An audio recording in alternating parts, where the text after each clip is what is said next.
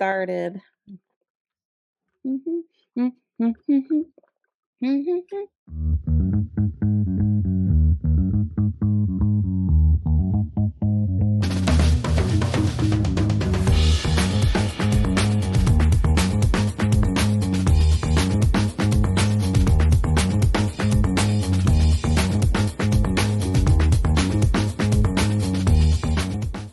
Bonjour.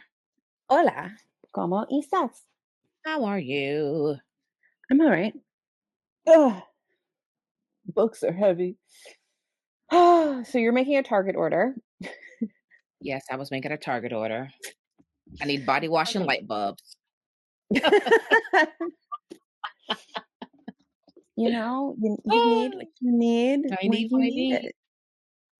So that's And I right. was just I was just thinking to myself, oh, maybe I'll grab a Salmon Caesar salad and tomato bisque on my way home.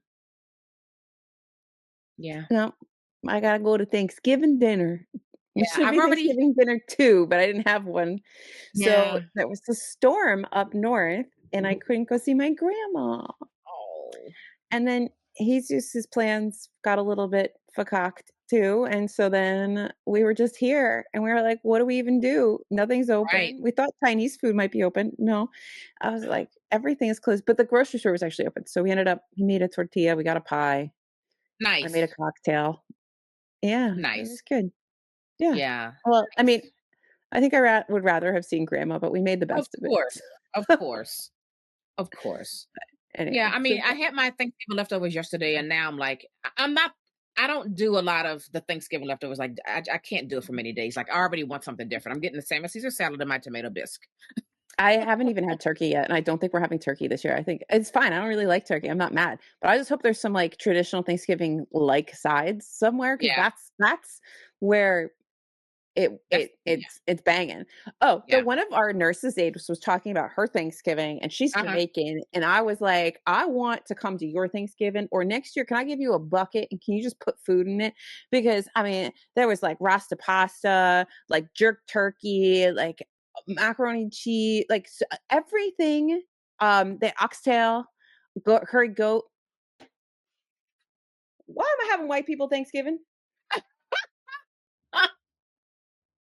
All this time, I could have been having curried goat, and you're giving me a dry ass turkey. Well, I would like to say that our turkeys are very juicy, but we deep fry them. Larry deep I'm fries just, it.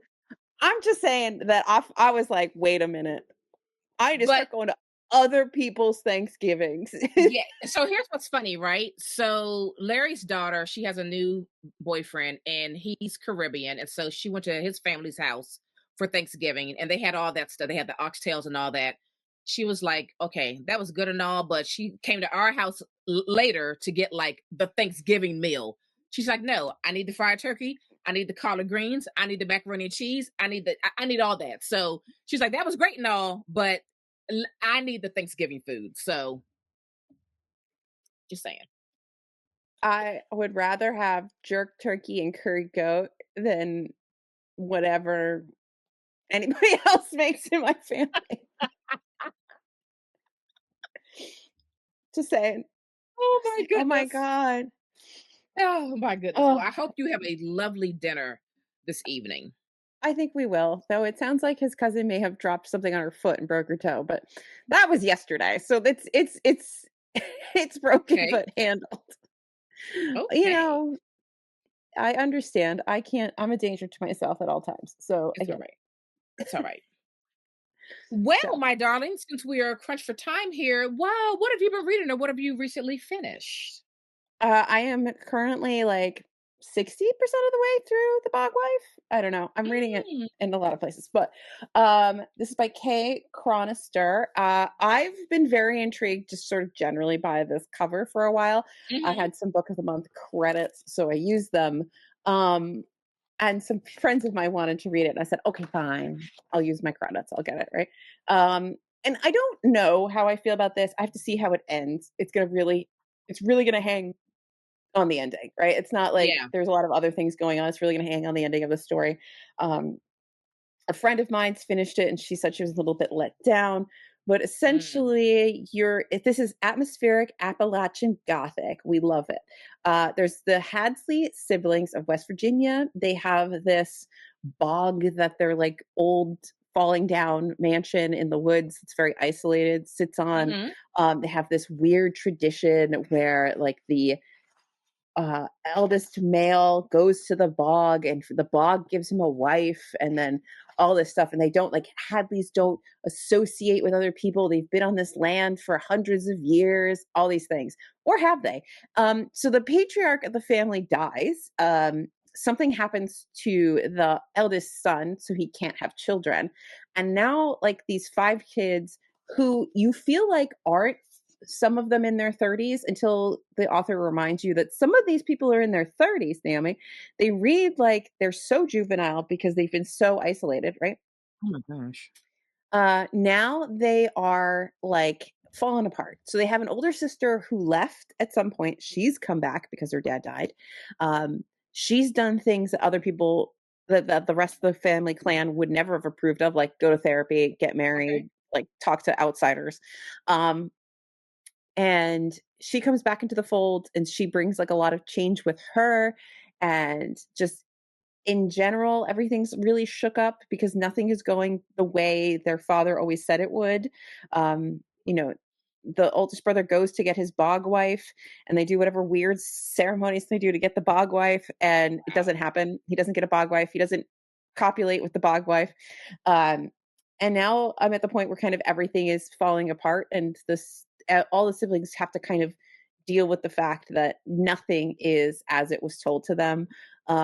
They find out like that through like little things here and there, they realize that they maybe haven't been on this land as long as they thought they did. They find out the Right. real origins of the house. They're finding out the truth of a lot of things. There's some fishy stuff with their mom, but like I don't know where this is going. So it's Mm. all going to Okay. depend on that. So if there is a satisfying ending to this, I think it's gonna be a good time. Maybe not a five-star read, but like a good time. If the Right. ending is lackluster, I'm gonna hate this book because it's the kind of book where you really need to stick that landing. I need Yeah. you to answer those secrets in a way that feels good. So yeah, that's the Bog Wife so far. It's a haunting invocation of the arcane power in the habits and habitats that bind us. Wow. But yeah, great cover. Fantastic cover. The cover is great. So the bog creates the wife, the person? Somehow the wife comes out of the bog, and it sounds almost like everybody has the same bog wife. She just like goes back into the bog at some point and comes out, and you have a bunch of children with her. I think it doesn't make sense because it doesn't make sense. Like it doesn't. It just Mm. doesn't make sense. Do you remember there was a book that I read a while ago, Revelator? It had a great cover and had the Yes. ghost daddy in it. Yeah. It's reminding me a bit of that, but I think that was a little darker. That ultimately didn't feel I didn't really care either way on that book. I have gotten rid of it, but this has like I think maybe it's just like the sort of Appalachian Gothic nature of it and the little bit of cultiness that's making Right. me think about that. But yeah, you know those Interesting. Appalachians. There's Yeah. there's something in those hills, man, There's and something. There's I don't something. I don't mess with it. So, what are you Wow. reading? Well, I'm back to a Song of Ice and Fire series. I'm reading A Storm of Swords, book 3. And my goodness. Okay, first of all, book 1 or 2, A Game of Thrones and Clash of Kings. I love them both so much. I read them both twice. I love them. A How many Storm of times have you seen the Swords. show? Oh my God. I can't even count. Like I can't even count how many times I've watched the show. An obscene amount of times. A Storm of Swords is even better. I'm just having such a good time, walking around with Jamie Lannister and back with Stanos. I'm having a good time. I can't really say too much because this is book 3 and I don't know what I would spoil. Um but I'm loving every minute of this, and it is really my hope that I can get through books 4 and 5 before this year ends. I have zero expectations we'll ever get a book 6, like zero. So Oh, I no. understand that when I finish, what's book 5, A Dance with Dragons? I know that will be it, and I'm okay with that. I'm having a good time with this series. It's a lot of fun, and it's just so treacherous. I love every minute of it. I love every minute of it. These books are good and thick, so you're in the story for a long time. And man, I can't get enough. I can't get enough. So anyway, that's what I'm reading. Excellent. Yeah. Excellent. There's going to be a cheese board. I'm very excited. Ooh, Sorry, I'm getting updates hello. on second Thanksgiving. So anyway, we're not here for second Thanksgiving. Second No, Thanksgiving. We are here to talk about finally "Near to the Wild Heart" by Clarice Lispector. I can't indeed. believe how long it's taken us to get to this because I had COVID when I No. started this, and that was many moons ago now. Yeah. But we are we have how far behind are we? We're gonna have to figure that out when we're done talking about this. But we have a few. We only have one more book to talk about. Oh, excellent. We're more caught up than I thought we were. Yeah.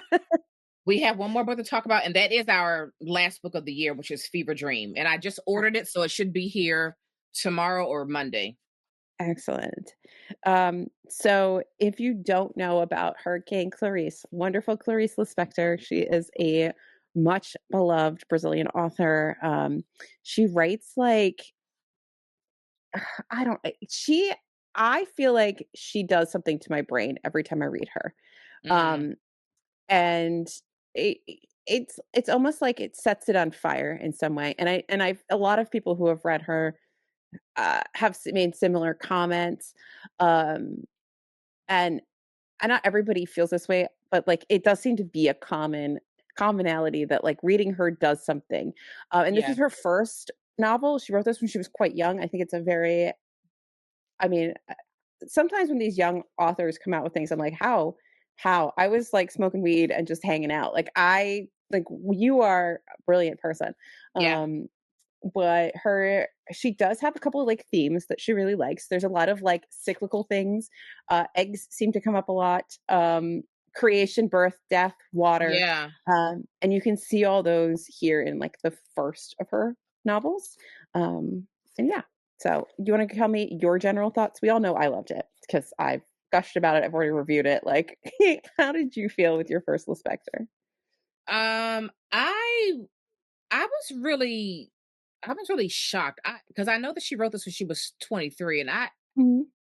I was like, how, especially the parts about like the marriage, like how do you even know? Like you're a baby, Yeah.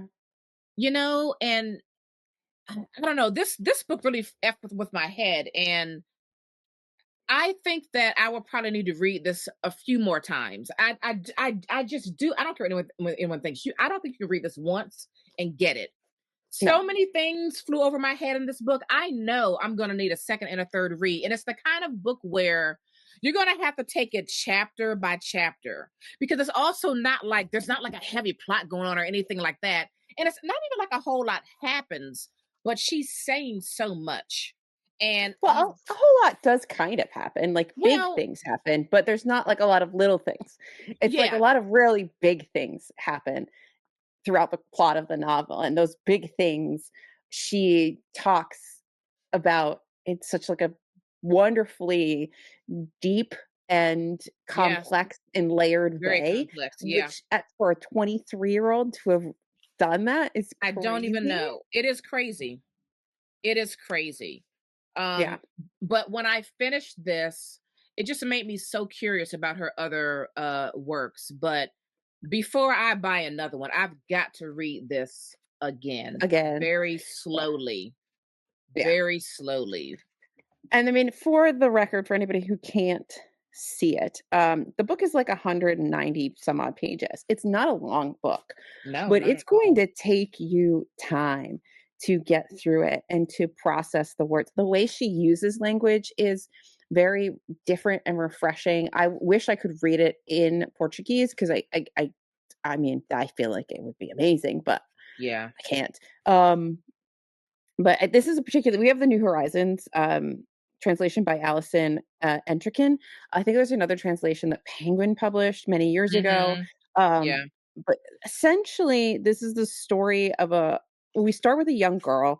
Her name is Lydia, and she is with her father. She kind of has no mother. Um, and she's like a thinker, okay? Like from birth, she's a thinker. Yes. She's a little different than everybody else. She's a little outside of things. Eventually her father dies and she has to live with her aunt.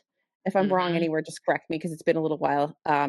And when you're there, you can see just how much she's an outsider. The aunt thinks of her almost as like a devil. Like Yes. she is an awful woman because she is so contrary to the norm. Like she does not do anything. Uh, she doesn't do anything typically, and it's not for any like purpose. It just is who she is. It's not like she's trying to be abstract or different. She just is. She Mhm. exists. She struggles to put things into words, Yeah. which I think is a really interesting thing because it happens in other Lispectors.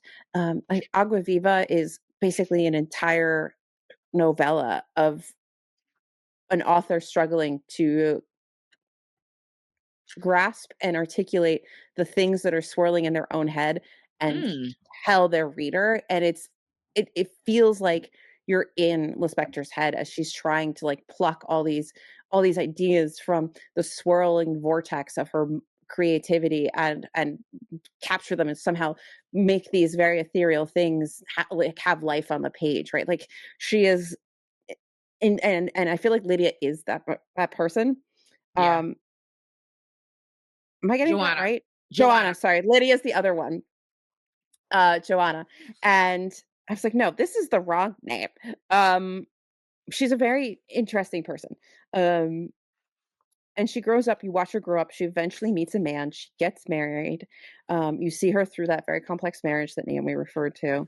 Um, Ottavio has an affair with, here I am, right? Lydia. Lydia. Mhm. And then you see how that affects or doesn't affect in some ways Joanna, and then Joanna has her own sort of things that she goes through on the end of that. And that's kind of like the big plot, I guess, is just this birth to adulthood kind of story.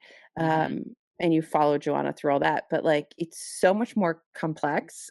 It's I Yeah. that really simplifies what the story is. Um, but yeah, I'm gonna start with just reading the beginning of the book because I think that you'll get a sense of how Clarice plays with words and sound and rhythm and meaning. Her father's typewriter went clack, clack, clack, clack, clack. The clock awoke in dustless Tyndallin. The silence dragged out zzz. What did the wardrobe say? Close, close, close. No, no. Amidst the clock, the typewriter, and the silence, there was an ear listening, large, pink, and dead. The three sounds were connected by the daylight and the squeaking of the trees' little leaves rubbing against one another, radiant. That is how she Mhm. starts the novel. Right. Like you already know right then and there you are in for something special. And I'm like, "Oh my god." Like, my brain just goes, "What?" I mean, you can she beautiful setup of scenery and setting Yeah. without having to set up scenery and setting. Like, you are in there, Mhm. you hear the typewriters, you hear the sounds of the clock, you you see where she's sitting, and this is a narrator who's going to take you somewhere like you haven't been before, Yeah. Yeah. and I love it. I love that. I Yeah. love that opening. It's a beautiful opening. Um But Joanna is a very eager little child. I feel like when she's with her father, and I wonder what her life would have been like if she stayed with her father, because her father seems to indulge her whims a lot Mhm. and encourages her to think and be, and you know, But also he doesn't um, want to be bothered. yeah, he doesn't. But I So think that's she part of like how she has the space to do that. Like she's given the space to think and create and be in her own mind, but he yeah, doesn't discourage her own thinking. Like she comes up right. to him and is like, "I made up a poem." And he's like, "Oh, that's lovely, child." Yeah. He listens to her. Does he really care? Maybe not. but he allows space for her to create like that.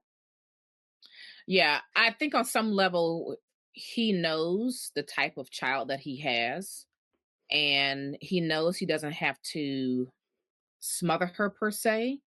And maybe he Mhm, knows also too she needs a little bit of freedom to kind of be in her mind. Um, I think as a parent he may sense those things, but then also like as a man, he's probably not very nurturing, you know, as a mother would be. So I I do wonder what she would have been like as a child had the mother still been around to give her that nurturing side of the parenting. I wonder if she would have felt smothered by it actually, or if she would mhm. have changed in some way. I'm Well, very curious about that. I think if she had a mother, it would be a lot like being a wife, for her. The expectations of a marriage, and I think you see that in how the marriage falls apart and how Yeah. she doesn't respond typically to it, Hmm. and how that bothers Ottavio. Oh yes. Octavio. I always Oh get his yes. name wrong. And Because he needs a wife. he needs a wife, and Lydia should be his wife. She is like the perfect little wife. I mean, And she honestly, could have been. She was the former fiance. it's a very interesting role reversal because I mean, when you look at these two characters, Lydia is the perfect little wife that fits all the things, and Joanna is the woman who Absolutely. should be your mistress. She is the other woman. She is the one you can't tie down, right? But he ties her Right. down for some reason, and it feels very out of character for Joanna, and it is. It's very out of Hmm. character for her, Yep. and she doesn't care really. I mean, she kind of does, but more in a like, well, if you have an affair, I guess I can have an affair. Right. But Right. not in like I think Octavio's looking for these like big like if he had cheated on Lydia, Oh, Lydia would have lost her mind and yelled at yeah. him and like had all these things and it's almost like he uses Joanna to explore something and also I feel like he wants to see almost like she's an experiment. Like what is she going to do? Is she going to behave the way I want her to? And she's never going to. I think there's something that he was lacking that he thought Joanna was going to give to him. I think that is a big part of it. I don't know what that thing is, but I think that he was looking for her to give him whatever he felt like he was missing.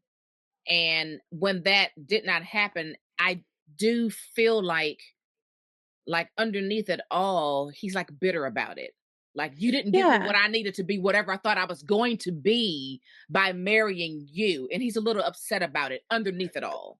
But I feel like he pushes the boundaries. Like, I think he's trying to push boundaries to get her to react in a I do predictable too. way, and I she agree. doesn't. But I Hmm. also feel like she is like the manic pixie dream girl, right? There's this Yeah. whole idea of the manic pixie dream girl, and they're so attractive, and you want them. They're these like unattainable, like free something or other. Yeah. That if you just captured them, you would feel so fulfilled and wonderful. And you can't capture the manic pixie dream girl Right. and you can't capture Joanna. So Joanna, like, kind of captures herself for some reason. She marries Octavio, Hmm. um, but then she has these like this freeing affair with what is essentially like just a body. Like he's not Right. anything interesting.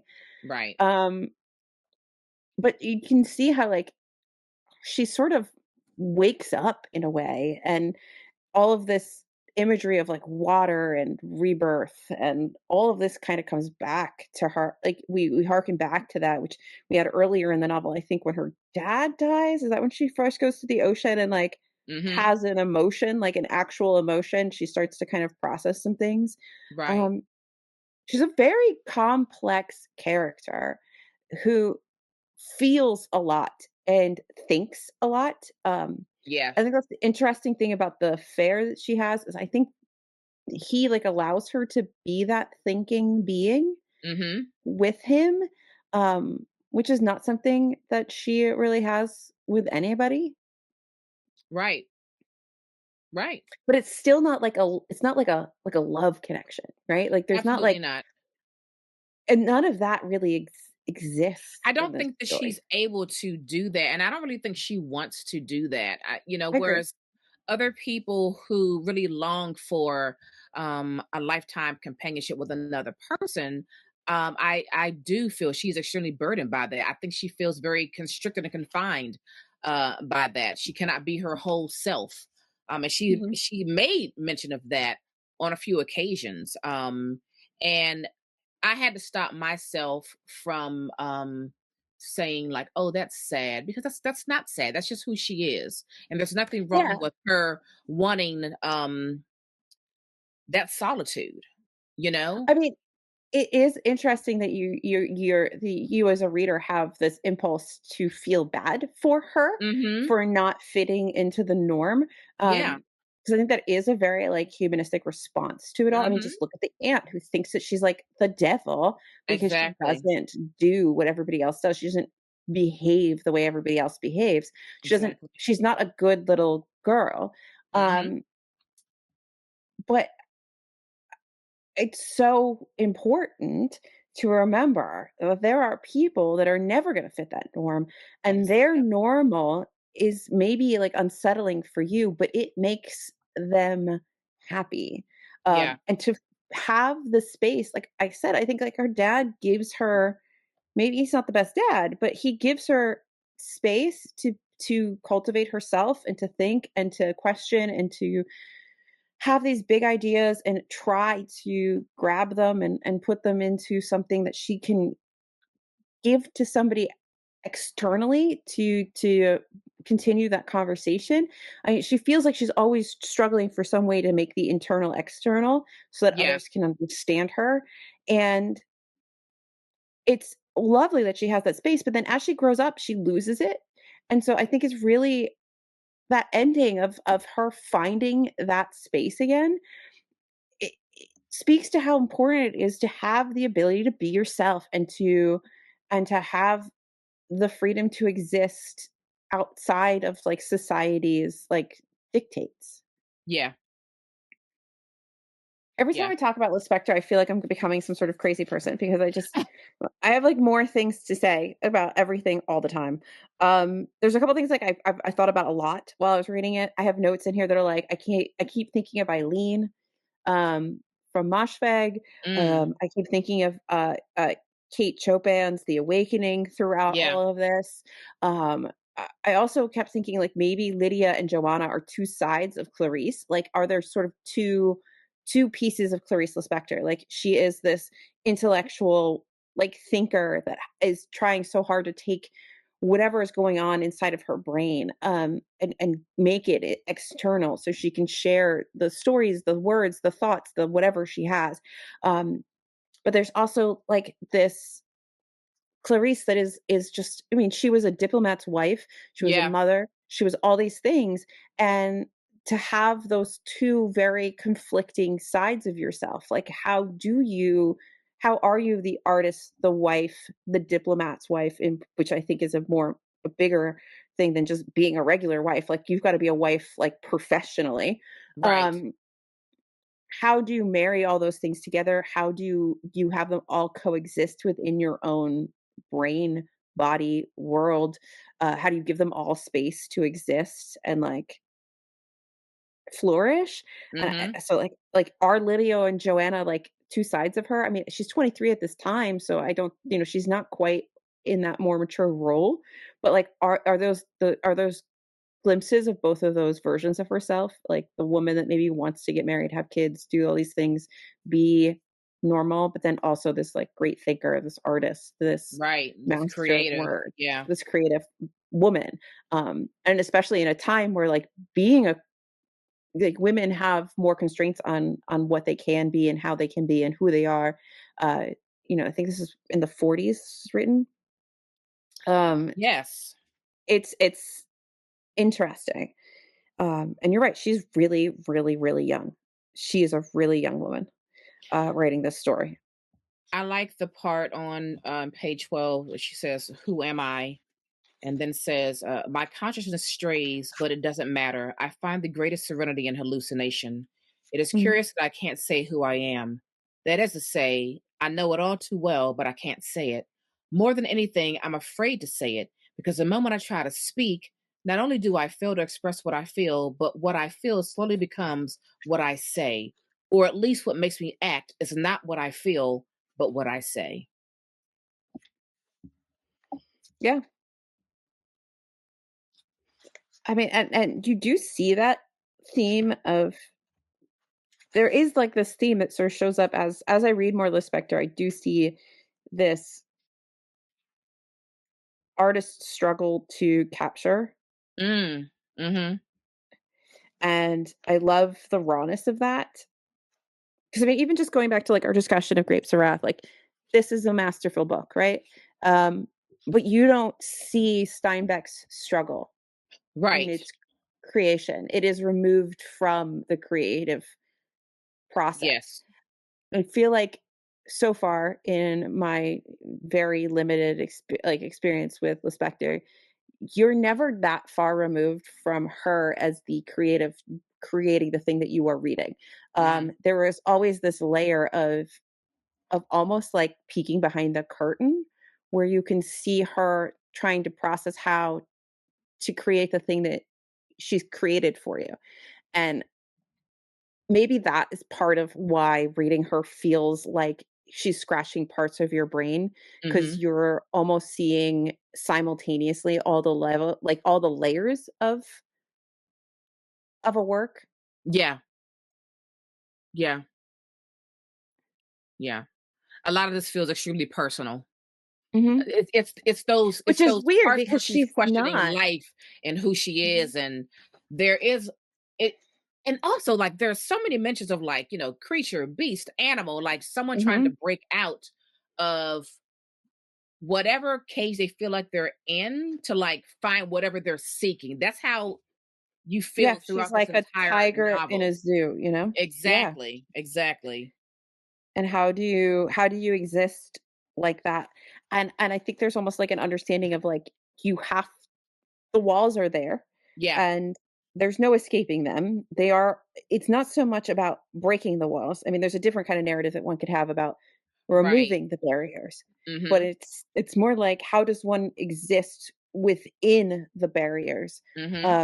How do you find happiness, acceptance, Right. companionship, love, creativity? How do you find all of the things on Maslow's hierarchy that Yeah. within those walls? Yeah, I think it's a can I and a how can I. It's like Mhm, can I? Like is it even possible? And if so, well, how do I? I think it's mhm. she's playing with both of those questions. 'Cause for somebody Um who's not, like she's not what's the word I'm looking for? She's not conventional in any right. way, but she follows convention pretty Yeah. much all the way through. Like, she's doing what she's despite, She's checking being the the little boxes. devil, despite doing she is trying to, like, do the stuff she's supposed to do. But Mhm. inside, there's a whole other beast that's in there. Yeah. Which I want to read the very beginning of Joanna's Day on page 9 because this really called out to me. The certainty that evil is my calling, thought Joanna. What else was that feeling of contained force, ready to burst forth in violence, that longing to apply it with her eyes closed, all of it with the rash confidence of a wild beast. Wasn't it an evil alone that you could breathe fearlessly, accepting the air in your lungs? Not even pleasure would give me as much pleasure as evil, she thought, surprised. She felt the perfect animal inside her, full of contradictions of selfishness and vitality. Like Mhm. that is the feeling that runs through the entire time. Yeah. I mean, she continues on with that, like, at the end of that page, she says, yes, she felt a perfect animal inside her. The thought of one day setting this animal loose disgusted her, perhaps for fear of lack of aesthetic or dreading a revelation. No, no, she repeated, you mustn't be afraid to create. Deep down, the animal may have disgusted her because she still had in her a desire to please and to be loved by someone as powerful Mhm. as her dead aunt. To then walk all over her, however, to disown her without a second thought, because the best phrase and always still the youngest was goodness makes me want to be sick. Goodness was lukewarm and light. It smelled of raw meat kept for too long without entirely rotting in spite of everything. It was freshened up from time to time, seasoned a little, enough to keep it a piece of lukewarm, quiet meat. Mhm. Um, I mean, she is this quiet meat, right? Like Yeah. she is expected to be this good, rule abiding like person that her aunt would love, but she has this beast in her, this beast to create, this beast to be different. And Yeah.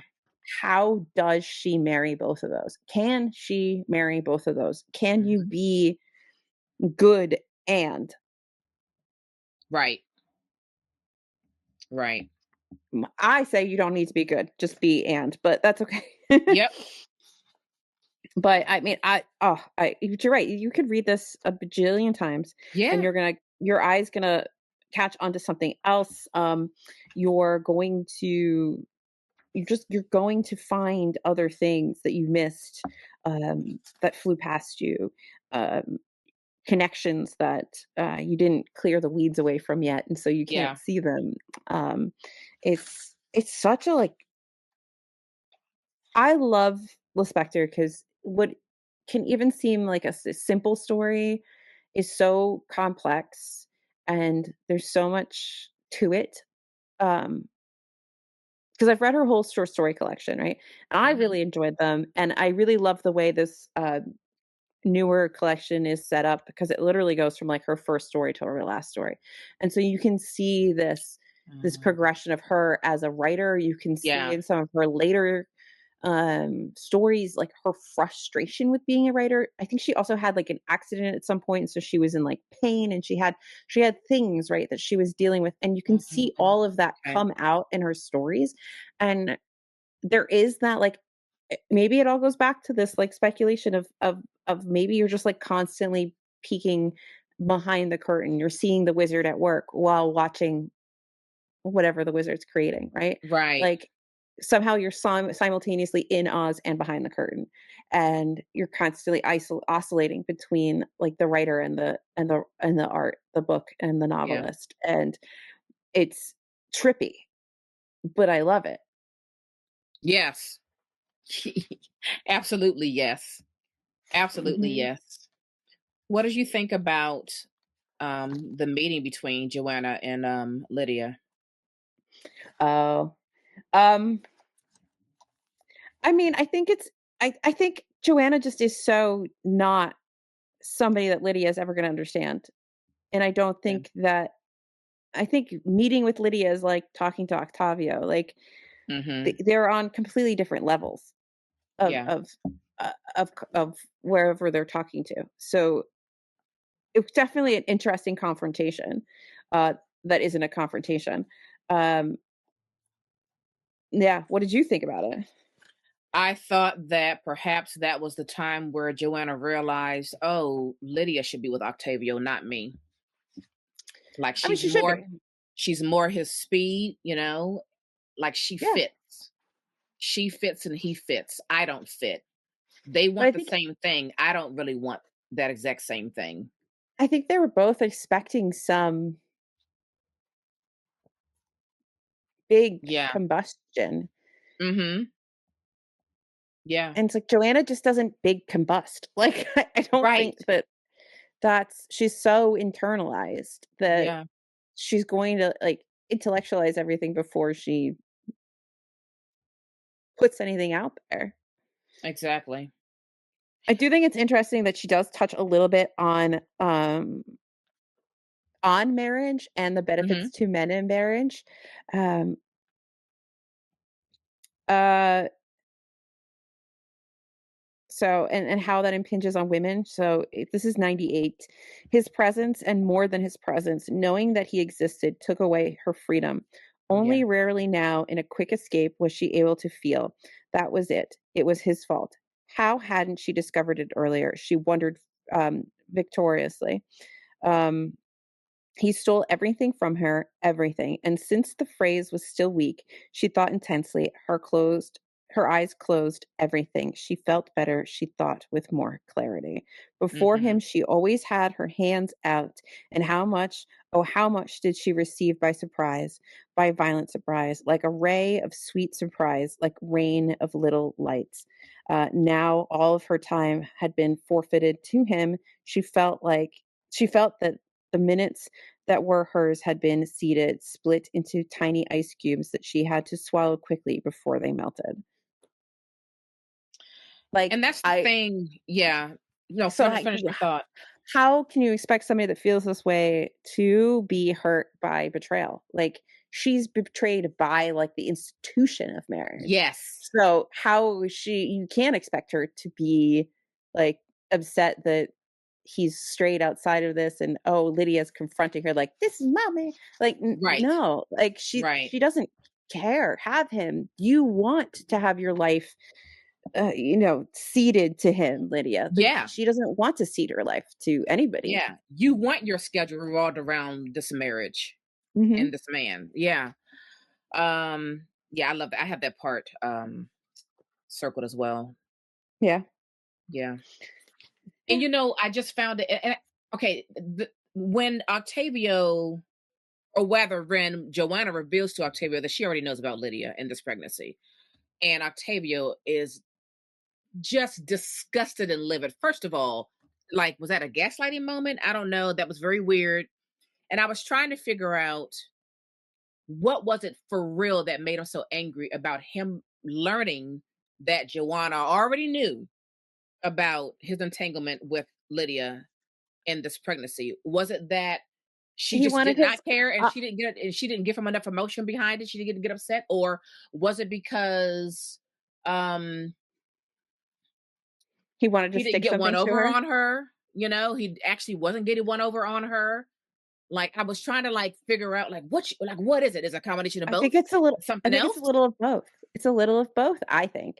I think it's like there is this fragility of ego that he can go out there and be like, "I'm the big man and I got my 2 ladies," and all this stuff. Yeah. No, there's the fragility of your ego. Like, he I think he would be more upset if, like, Lydia had cheated on him Yeah. because he Agree. knows he has Lydia.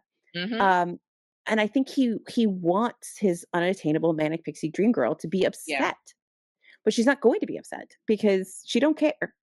Yeah. Like, she is sitting there every day inside of her head, having her own internal whatever, and Mhm. through that, sees how much you suck out of her life, and she's not happy with it. And so Yeah. why does she care if you're off? Why would she care if you're off getting from somebody who seems to be happy to give it to you all the Absolutely. things that Joanna can't give you? Why would she care? Yeah. Yeah. And that just bothers him because I think he wants to feel like he really ever possessed her, and I don't think that he ever did. Right. And so there's no fear in her about losing him, right? Like, Right. she doesn't care. And that makes him angry and that scares him. It's Mhm. almost like I think Octavio is a little bit seduced and yet disgusted by her freedom. Yeah. And I think that rub is hard for him. Yep. Yep. Yep. I really love this book so Yep. much. I really, It's a really really love good this book. book so much. Yep. But, we do have to Wrap it up. yeah, unfortunately, but I think we may need to do a reread and revisit this, or maybe I just would love revisit to more revisit. Lispector. I was getting ready to say I would love to reread this reader other than to have like just a general broad conversation about her works in general. Yeah. Um because it is one of those books where you're like, "Wow, you were really 23 when you wrote this?" Mhm. Yeah, Yeah, she I is really enjoyed it. remarkable.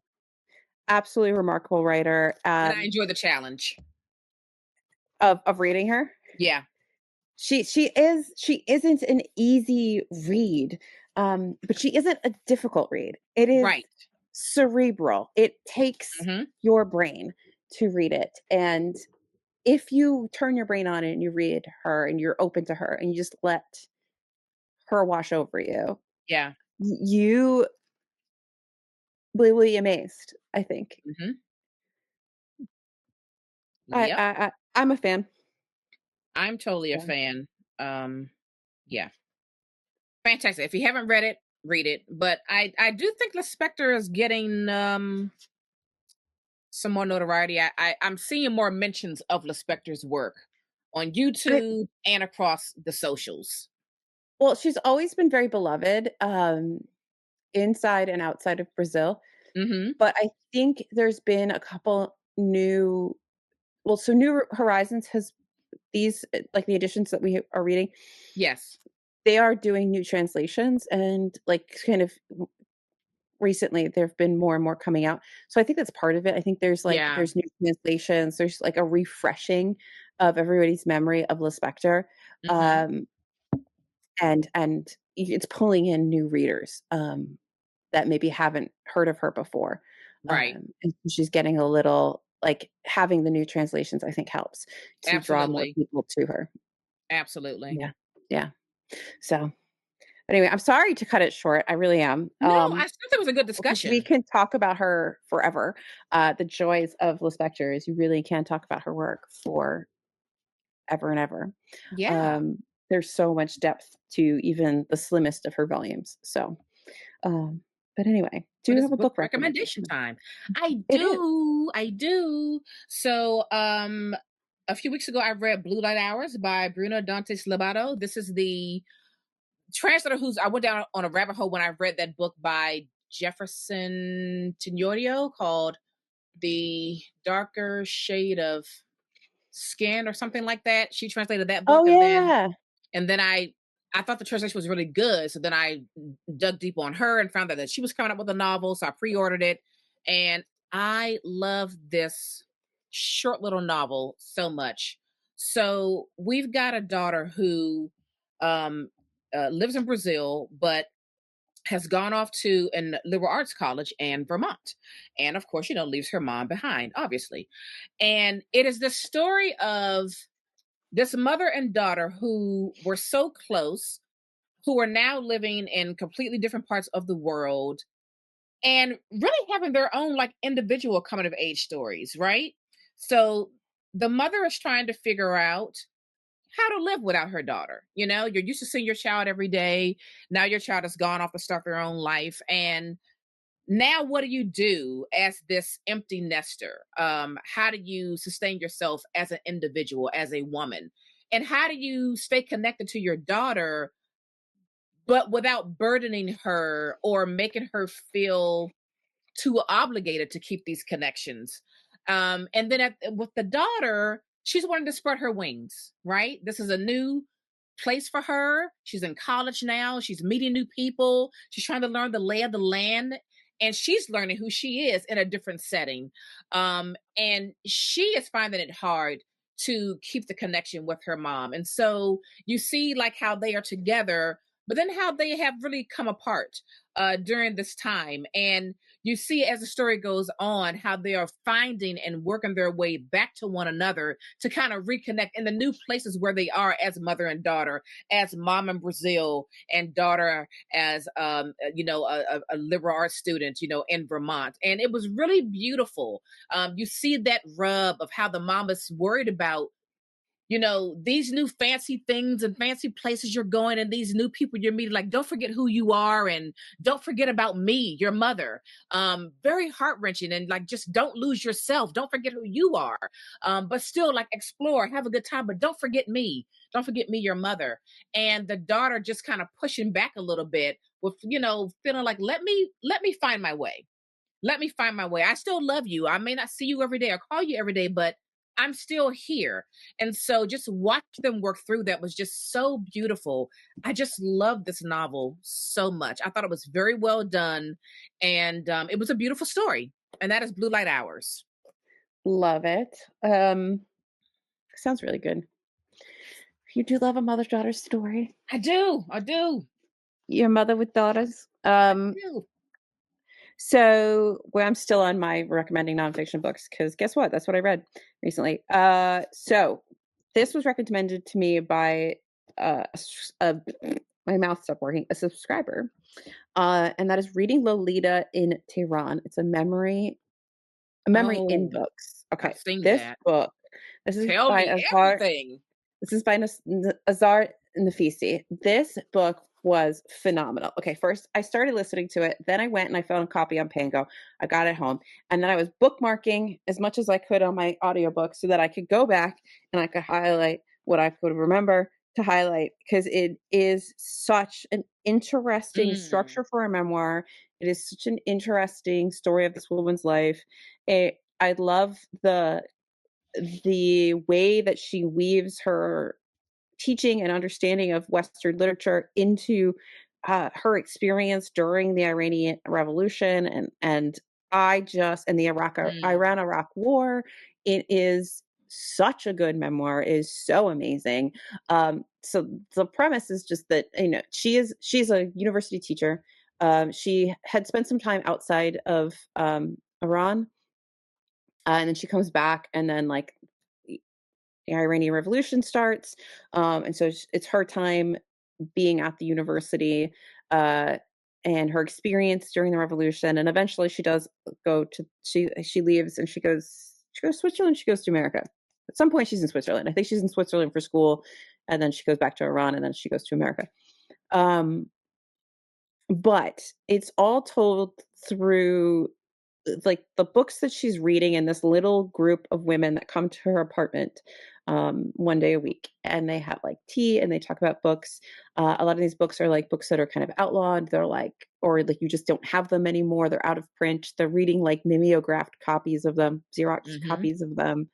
Um, and it is just her breakdown of different books is just phenomenal. So like if you want to Mm, read this from sort of like a literary criticism perspective, like the way she breaks down Nabokov, not just Lolita, but other things that he's written, mm-hmm. she's made me want to read more Nabokov because I just like, wait, I don't know anything about this author Yeah. other than Lolita.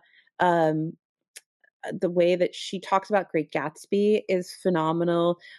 There's a whole scene where at the university they put Gatsby on trial, and they're literally like going back and forth, like in a trial, like going back and forth Mm, to to say whether there's like any validity to reading this in I know as Iranian students, is there any validity to reading this the great American novel, right? So it's a really interesting way to look at literature, but then there's also just her life. Um, how do you teach in the school? How do you survive while you're being like oppressed? You how do you defy the little ways that they would kind of all defy the laws, maybe a little bit of hair here or nail polish there or whatever. Just having this little group of women, they could unveil and they could sit and they could talk about books. The students that she loses that are taken in by different authorities and like beaten and killed and tortured, and it is such a mm, remarkable life story structure of a memoir. I absolutely loved this. So she talks about Lolita Gatsby, Henry James, and Jane Austen. Those are mm-hmm. like the big parts of those are the four parts of the novel, and then an epilogue. And so you get that mix of literary criticism and memoir that is just phenomenal. It's a masterpiece. I loved Wow. this. More people need to read it. I just did a little short on it today so that I could be like, just read this back because I don't have time to record like a full episode. So Yeah. read it. Please read it. Everybody read it. Very nice. So yeah, Very that's nice. that. Fantastic. All right. Excellent. Well, we did it. We at least got two out, so that's good. Mhm. All right, folks. Follow us everywhere at TBR Lowdown and subscribe to the show. Leave a review. Send this to I don't know. Let's go low. Let's five friends. Five friends. Send it Guy to five friends. friends. But Yes. just know in 2025, I'm coming at you hard with the numbers. All right. Anyway, that's gonna do it for us. We are out of here. Bye. Bye.